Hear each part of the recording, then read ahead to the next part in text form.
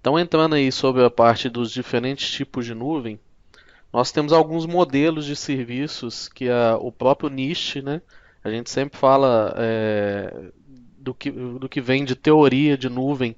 A gente sempre usa os modelos que vieram do NIST, né? Do Instituto Nacional de Padronização e Tecnologia, do Departamento Americano de Comércio. Então a gente tem alguns modelos que são padronizados aí no ambiente de nuvem, né? As principais modalidades que a gente tem hoje é a modalidade de plataforma como serviço, a modalidade de infraestrutura como serviço e a modalidade de software como serviço.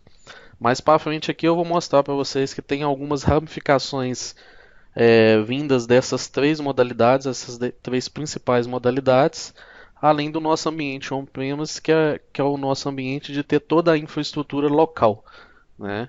Sem nenhum tipo de intervenção, de automatização voltada à nuvem. Então, dentro de plataforma como serviço, eu coloquei como exemplo aqui a parte de websites. Né? Então, quando você tem um ambiente em que normalmente o desenvolvedor utiliza, você trabalha essa modalidade como plataforma como serviço. Você tem uma plataforma ali onde você faz todo o seu desenvolvimento de seu website, de seus aplicativos web, seus aplicativos mobile, né, para o seu ambiente aí de nuvem. Já na parte de infraestrutura como serviço, ela descendo um pouco mais para dentro da infraestrutura mesmo em si, a gente dá como exemplo aqui as máquinas virtuais, né, a parte de virtualização, vocês viram no último encontro aí falando de virtualização, né? Então, o infraestrutura como serviço, você trabalha na parte de máquinas virtuais, armazenamento como serviço e rede, né, como serviço. Então, você consegue fazer toda a configuração da sua infraestrutura para prover um ambiente aí de website, um ambiente que a sua empresa necessita. Então, a gente dá exemplo aí do próprio Windows Azure Virtual Machine, do EC2 e do AWS S3, que é armazenamento da Amazon. Então são alguns exemplos que a gente tem aí do ambiente. E o modelo SaaS, que é o Software como Serviço, é um modelo que a gente utiliza mais no dia a dia, não só como pessoa jurídica, mas como pessoa física. A gente em casa, a gente acaba utilizando no celular. Coloquei como exemplos aí o próprio Office 365 que a gente utiliza aqui na empresa, tem o Gmail, né? Muito popular aí, o Dropbox para armazenamento. E a parte de stream tem o YouTube e o Netflix. Então a gente tem todas essas plataformas aí como software como serviço. Né? A gente está provendo um software na nuvem para vocês como serviço. Você só chega e utiliza. E o ambiente on-premise seria a solução completa dentro de casa. Então seria o nosso ambiente pré nuvem que a gente tem hoje tem na Sysmap. É o nosso data center aqui na Sysmap com o nosso ambiente de infraestrutura e dali a infraestrutura provê as máquinas virtuais e as áreas utilizam esse ambiente e tem os softwares instalados também, tá? Então entrando um pouco mais a fundo dessas três modalidades, né? Vamos assim dizer as quatro juntamente com o ambiente on-premise, a gente consegue ter algumas separações de responsabilidades na nuvem, tá? Quando a gente fala de ambiente em nuvem, principalmente nuvem pública, você tem algumas responsabilidades que são de quem te provê o serviço, do provedor de serviços, né? Um Azure, uma Microsoft Azure, um Amazon Web Services, um Google Cloud, um Oracle Cloud. E uma outra parte, dependendo da modalidade que você escolhe, é de sua responsabilidade. Então eu vou mostrar aqui para vocês, dentro desses ambientes, a comparação, o que é de sua responsabilidade e o que é de responsabilidade do provedor de serviço. Né? Primeiramente, no ambiente on-premise, a gente tem todo o ambiente de responsabilidade da empresa que está provendo. No caso, não falamos de nuvem, é o nosso ambiente interno que eu estava falando, né?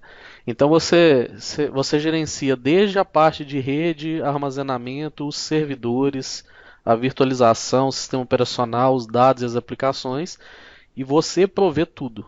Então, dentro desse ambiente, eu tenho um data center, tenho o ar-condicionado que tem que manter ligado para refrigerar os equipamentos. Isso é tudo por minha conta. Né? Isso é tudo no meu ambiente. A energia elétrica, isso tudo por nossa conta. Segurança física, tudo. Então eu não tenho o gerenciamento de ninguém fora da empresa. Claro que a gente pode ter empresas terceiras trabalhando na nossa empresa que está fazendo esse gerenciamento, mas ainda acaba sendo o nosso ambiente local ali que a gente vai prover, tá? O custo é nosso. A parte de infraestrutura como serviço, ela muda um pouco. Então, onde está escrito ali que é outros que estão gerenciando, né? No caso, vamos pegar um exemplo aí, o Azure ou a Amazon. A Amazon, na parte de infraestrutura como serviço, é de responsabilidade dela gerenciar a parte de rede de armazenamento de servidores e virtualização. Você não chega a atuar diretamente com o hardware em si, pegar o servidor, instalar a infraestrutura de rede, configurar toda a infraestrutura de rede para prover isso, né, e a parte de virtualização. A gente sabe que a gente consegue fazer as configurações de rede, de armazenamento, mas por trás daquilo você já tem um ambiente pronto, né, que o provedor está te repassando isso. Então quer dizer que toda a parte de infraestrutura física, segurança física, é tudo por conta do provedor de nuvem, tá? E acima disso, a gerência é nossa. Então, os sistemas operacionais, os runtimes, as aplicações, os dados, toda essa parte do sistema operacional para cima, né, até chegar àquele ambiente web onde o seu cliente tem acesso, você faz o gerenciamento. Tá? Então, a partir dali, você faz toda a configuração, mantém a parte de segurança e mantém isso funcionando. Tá? Para baixo, a empresa, o provedor de nuvem, ela vai manter isso tudo funcionando para você, da virtualização para baixo. Já a plataforma como serviço é um pouco diferente.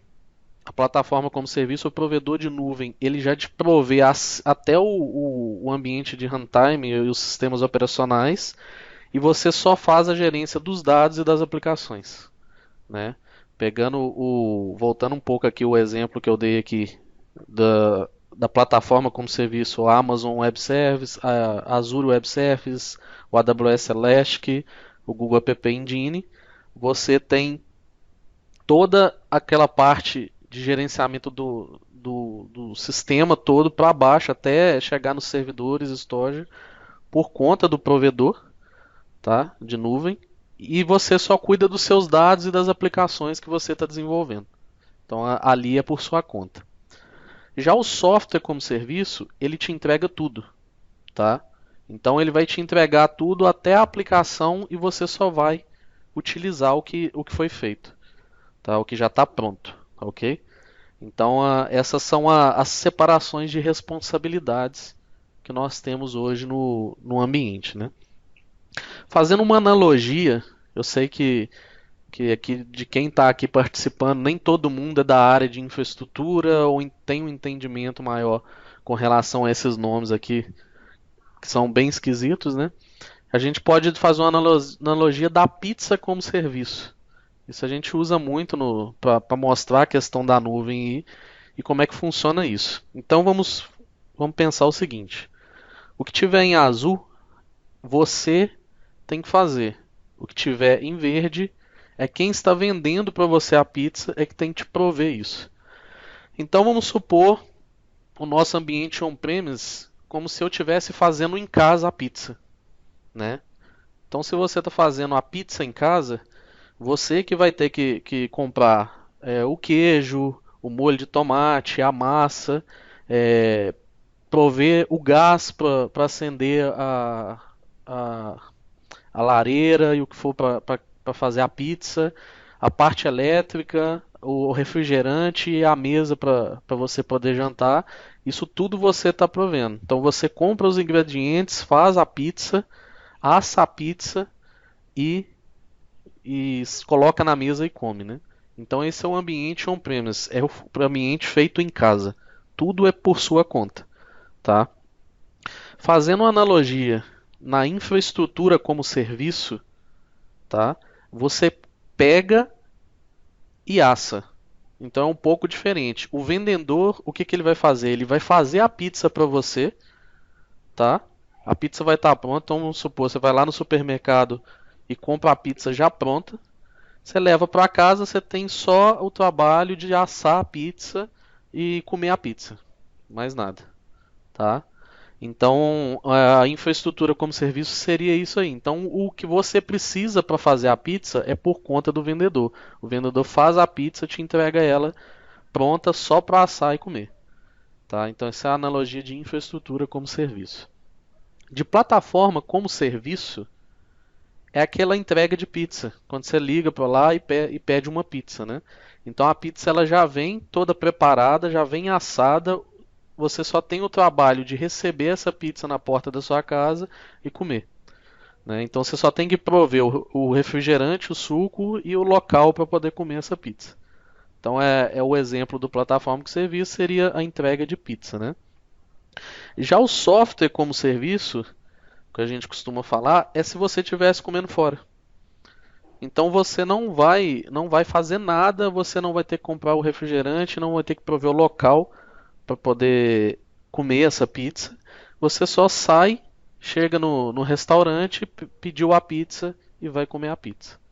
Então, isso seria a analogia de software como serviço. Toda vez que você estiver em dúvida, isso aqui é ótimo para imaginar os ambientes, né? On-premise, tudo feito em casa. Infraestrutura como serviço, a pizza está pronta, você só tem que assar e comer. Você só tem que fazer toda a parte de configuração acima disso. Plataforma como serviço é entrega de pizza, você só vai utilizar aquilo ali. E o software como serviço, você já tem tudo pronto, você só tem o trabalho de comer a pizza, de utilizar a sua aplicação lá que está pronta, né? Você não tem o que fazer. Logicamente, software como serviço, a gente tem uma dificuldade maior em modelar o formato que a gente quer aquela aplicação, né, aquele software. Então, o software como serviço já tem tudo pronto. Às vezes é interessante você ter uma plataforma como serviço, onde você ainda consegue desenvolver o seu software, a sua aplicação, esses aplicativos mobile que a gente tem nos celulares, né? Às vezes é o mais interessante. Ou então, se você precisa de um controle maior, a infraestrutura como serviço, você precisa de montar seu ambiente que está ali por trás. Às vezes é o melhor dos mundos para você, tá? Então lembra aí desses três pilares aí de modalidades do ambiente de nuvem: infraestrutura como serviço, plataforma como serviço e o software como serviço. Então, como eu tinha falado antes, você tem o infraestrutura como serviço, plataforma e o software como serviço.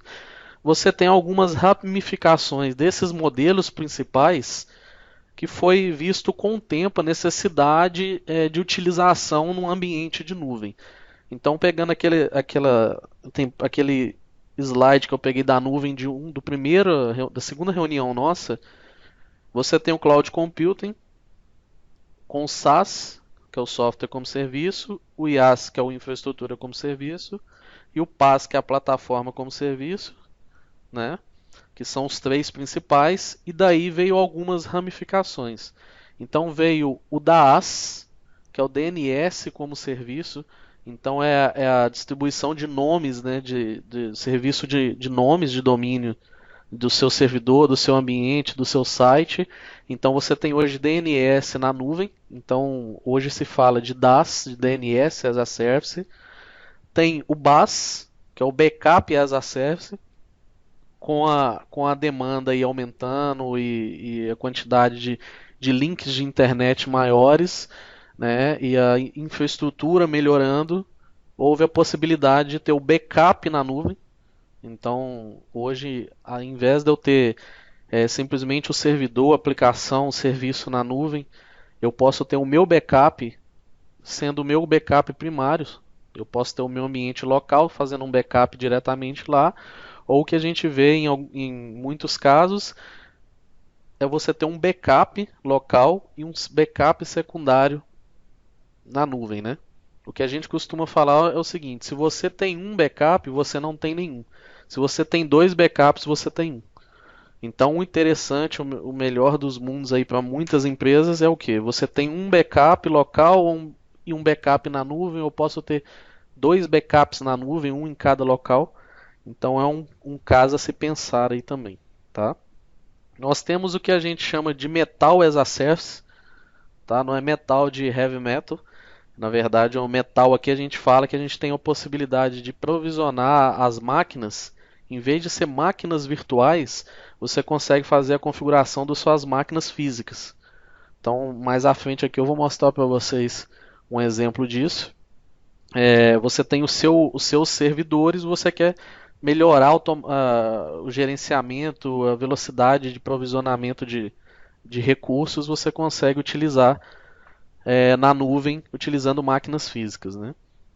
Além disso, tem o DR as a Service, que é o Disaster Recovery, né? Recuperação de desastres. Então você tem um ambiente na sua empresa e de repente os seus servidores queimam por algum motivo, você tem uma cópia desse ambiente na nuvem. Então eu tenho a possibilidade de subir todo o meu ambiente que está copiado na nuvem, que eu tenho uma cópia na nuvem, e dali rapidamente eu consigo voltar todo o meu ambiente e trabalhar sem problema, né? Então é mais uma possibilidade. Antigamente, nem antigamente, antes o que normalmente era feito?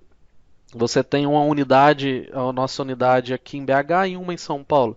Então você faz hoje com a virtualização a replicação do seu ambiente de BH para São Paulo, de São Paulo para BH, você tem a possibilidade de fazer isso. Se tiver alguma queda, você tem a cópia disso em outro local, né? Então, com a nuvem, você tem essa possibilidade de fazer o seu ambiente de desastre replicado na nuvem. E um mais novo que está se falando muito agora é o função como serviço, né? É, Quem é da área de desenvolvimento deve saber disso mais. O pessoal fala-se muito em serverless, né? Que é o nosso ambiente de microserviços aí. Cristiano, se eu estiver falando bobeira, você pode corrigir, tá? Então você tem uma possibilidade de ter microserviços na nuvem hoje. Então fala-se muito em função como serviço. Isso é mais novo aí, ok? Então, isso são ramificações, mas de qualquer forma, por baixo disso você vai ter uma infraestrutura aí como serviço, você pode ter um software como serviço, uma plataforma como serviço. Então, quando a gente fala de backup como serviço, disaster recovery como serviço, função, para quem atua diretamente com infraestrutura, com desenvolvimento, vai ver isso mais na prática. Para o usuário final, para aquela pessoa que só vai utilizar a aplicação, isso tem que ser transparente sempre, né? Independente de como está funcionando, onde está, da forma que está funcionando, tem que ser transparente para o cliente final, tá ok?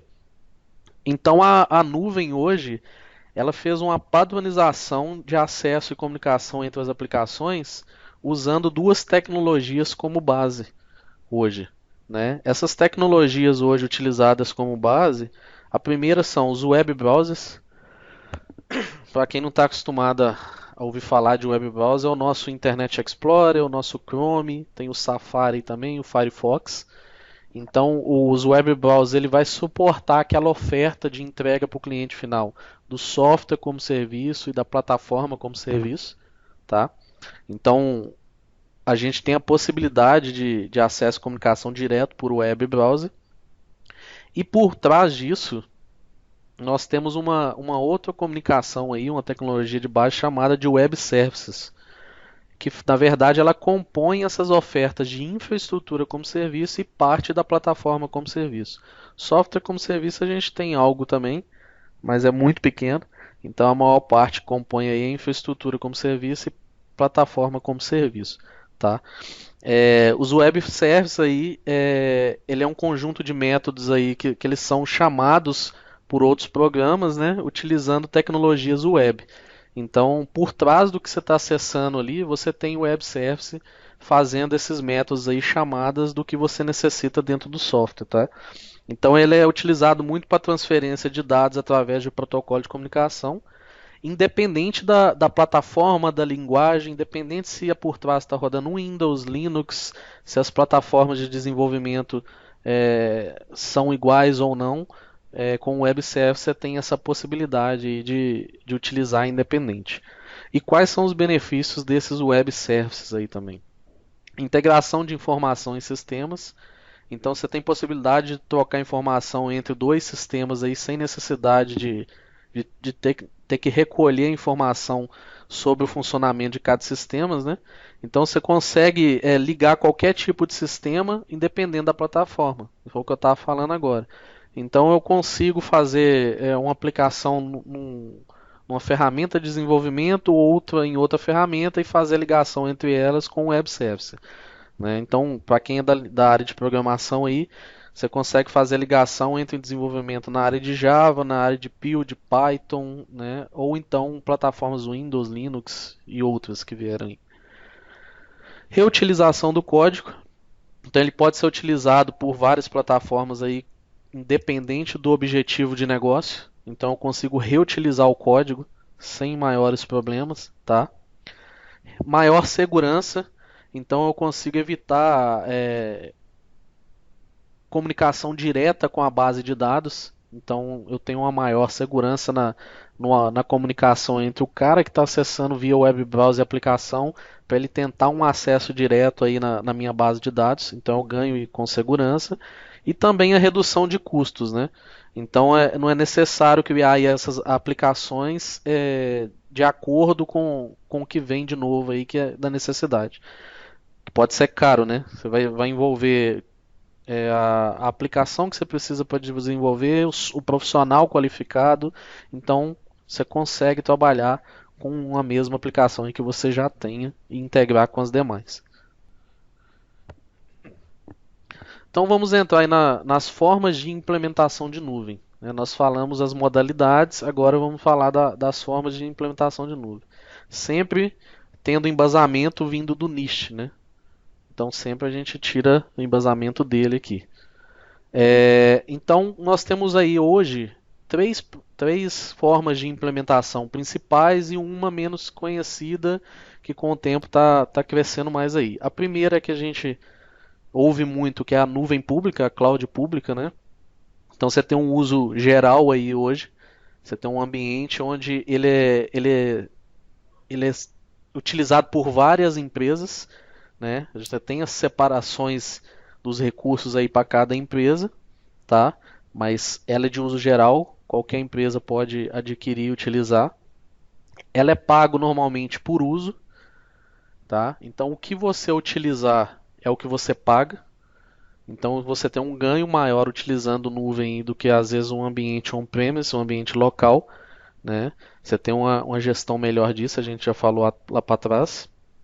Normalmente esse ambiente de nuvem pública, quem está te ofertando isso, quem gerencia isso, são empresas de grande porte, ambientes acadêmicos grandes, governamentais ou então combinado, que tem um vasto ambiente, né, com recursos de processamento aí, e ele passa a oferecer isso publicamente, tá?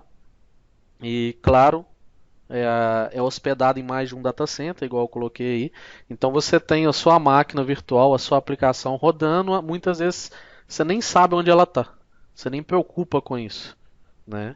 Então você está com o seu ambiente rodando aqui, mas pode tá com o servidor nos Estados Unidos, não sabe onde está, e você vai continuar a utilizar sem problema.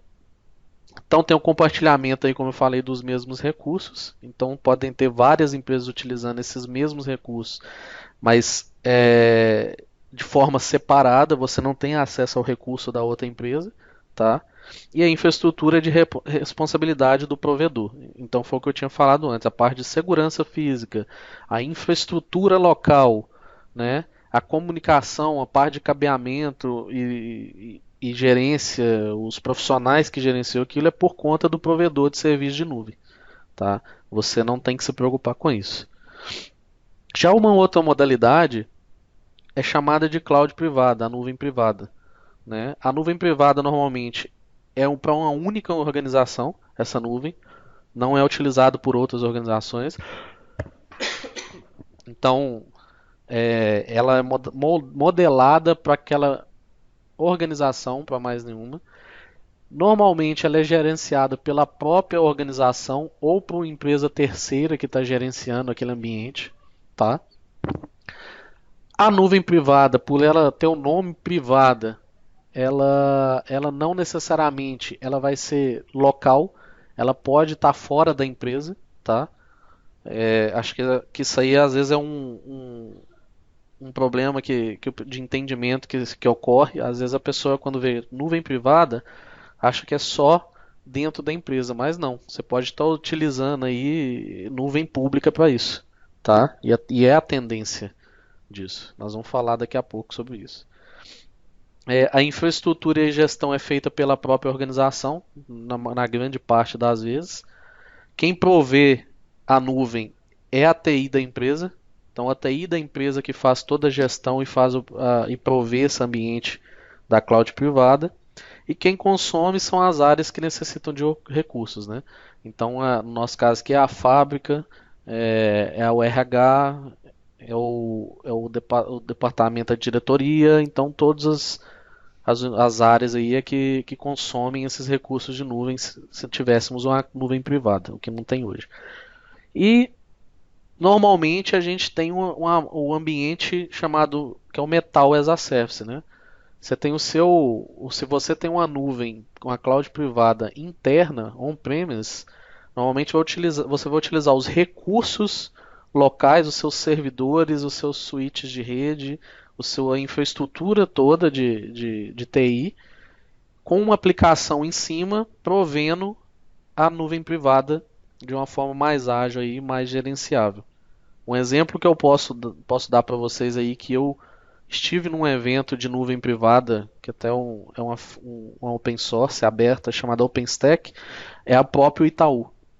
O Itaú ele tem um ambiente enorme, né, por trás ali de infraestrutura, e ele optou por montar uma nuvem privada ao invés de mandar isso para uma nuvem pública. Né? Banco tem uma maior dificuldade quanto a isso. Então, ela tem a sua própria nuvem privada internamente. Então, ela precisava de uma forma de agilizar esse ambiente dela, de prover serviço para os consumidores da nuvem dela, para os bancos, Itaú, para as unidades. Então, ela montou o seu ambiente de nuvem privada aí, utilizando seu ambiente interno, seu ambiente on-premise. Tá? Uma outra modalidade é o que a gente chama de nuvem híbrida, que é a cloud híbrida. Então, é a multi-cloud, né? Você está usando duas ou mais nuvens. Então eu posso estar usando a minha nuvem pública com a minha nuvem privada. Eu posso estar usando duas nuvens públicas, uma privada com uma pública independente, tá?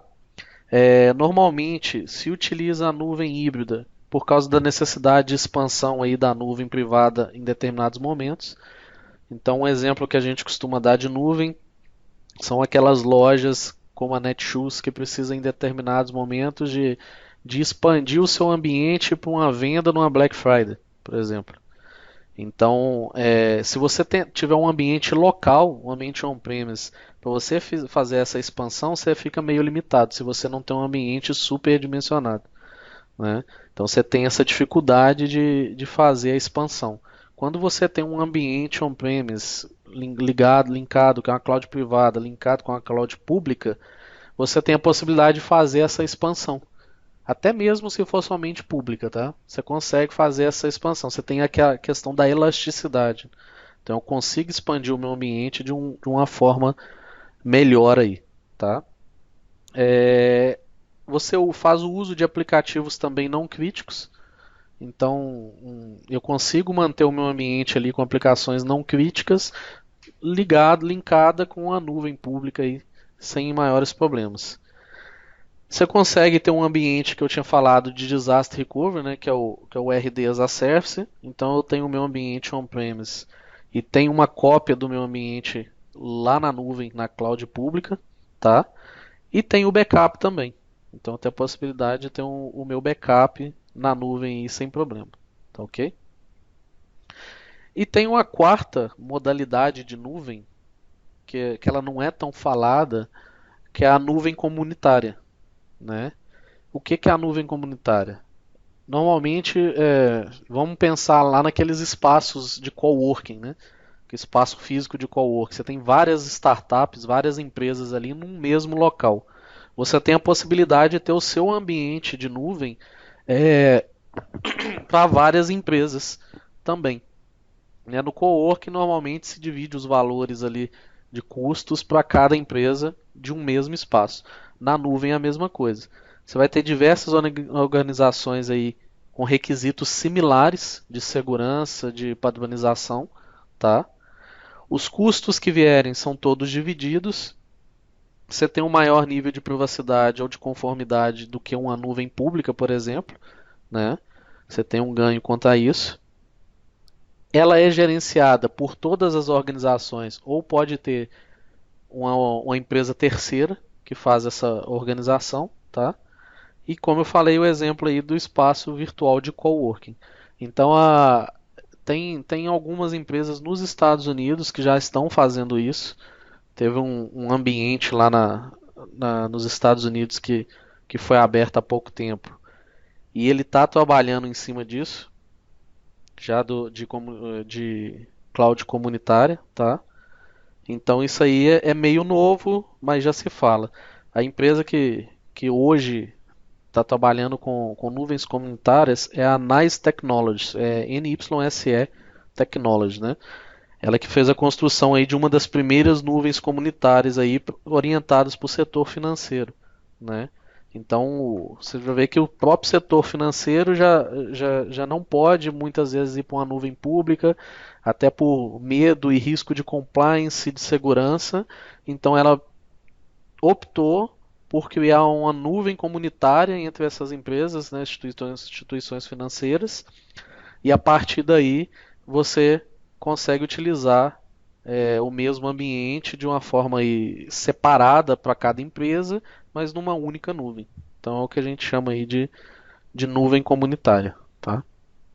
Então aí falando de nuvem privada aí, né, a gente falou que pode ser desenvolvida no próprio data center, que você ganha uma maior agilidade no provisionamento e um gerenciamento com maior efetividade, mas foi o que a gente estava falando aqui. Às vezes você tem que ter um custo maior de profissional para manter esse ambiente, ou até mesmo de aplicações para manter isso. E diante da nuvem privada, como é que funciona a nuvem privada hoje? Eu peguei o exemplo do OpenStack. O que é uma nuvem privada? A nuvem privada, ela nada mais do que é um sistema operacional de nuvem em cima da sua infraestrutura de hardware, né? E ela vai te prover toda essa parte de computacional, de máquinas virtuais, rede e armazenamento para suas aplicações, né? E você tem um dashboard ali onde você faz toda a gestão, que é igual você acessa o ambiente e prover todo esse ambiente. Você não vai tratar em cima de o hardware diretamente, mais. Você tem o hardware ali, tem esse software que ele é a nuvem privada, e a partir dali você faz todo o provisionamento sem precisar de mexer na sua infraestrutura física, né? Então, nuvem privada é isso, é você ter um ambiente. E o que eu acabei de adiantar aqui, a nuvem privada, ela existe nos provedores de nuvem pública. Então a Amazon tem sua nuvem privada, que é um ambiente enorme, né? E ele tem muito processamento. A Amazon começou assim, ela viu que ela tinha a possibilidade de criar um ambiente mais melhor gerenciado, com maior agilidade para ela, e ela tem tanto recurso que ela conseguiu passar isso e prover para outras empresas esses recursos, né? A mesma coisa com a Azure, Google e por aí vai. Então, você tem a nuvem privada ali por trás, trabalhando dessa forma, tá? Então, a nuvem privada, ela é uma nuvem? Ela é uma nuvem, né? Ela pode estar internamente no seu ambiente, como pode, com o tempo, é bem provável que isso aconteça, a gente vai ter nuvens privadas dentro da nuvem pública, que é a tendência, né?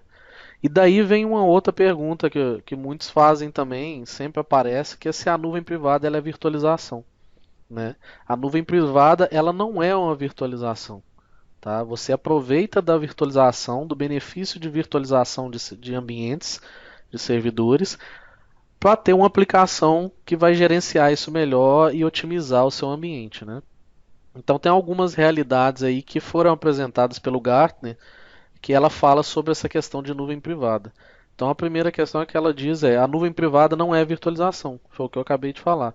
Então ela está aproveitando a virtualização para criar serviços e é usada apenas por uma empresa aí, né? Então a nuvem privada ela não é virtualização, ela vem agregando a virtualização e otimizando os recursos que você tem ali de virtualização, tá? Nuvem privada não significa só redução de custos, tá?